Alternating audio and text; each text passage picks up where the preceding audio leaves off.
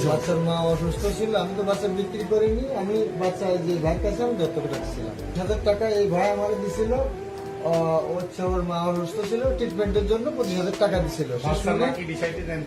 না, বাচ্চার মায়ের বিষয়ে জানতো না।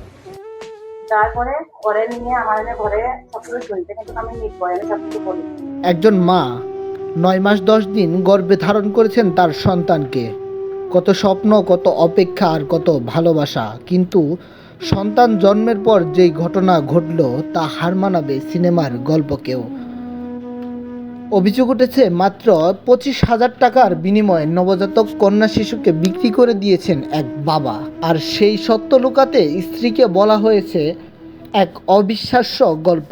জিনে নিয়ে গেছেন তাদের সদ্য জন্ম নেওয়া শিশুটিকে। ভাবুন তো, একজন মা হাসপাতালের বিছানায় শুয়ে সন্তানের মুখ দেখার অপেক্ষায় আছেন, আর তাকে বলা হয়েছে তার সন্তান নাকি জিন নিয়ে গেছে।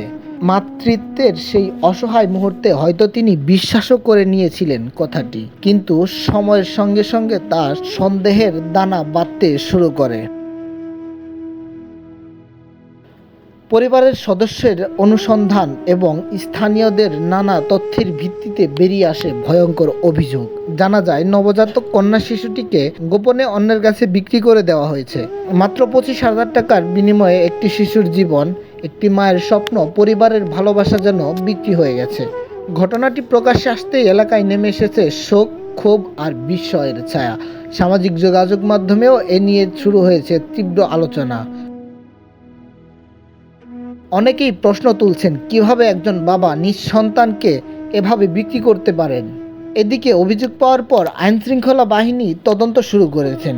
শিশুটিকে উদ্ধার এবং ঘটনার সঙ্গে জড়িতদের আইনের আওতায় আনতে কাজ চলছে বলে জানিয়েছেন সংশ্লিষ্ট কর্তৃপক্ষ।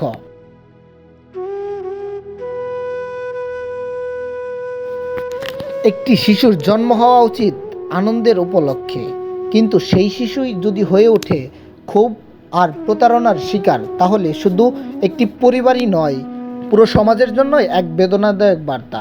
সেই মায়ের একটি প্রার্থনা, তার হারিয়ে যাওয়া সন্তান আবার ফিরে এসেছে তার বুকে, এতেই তিনি খুশি।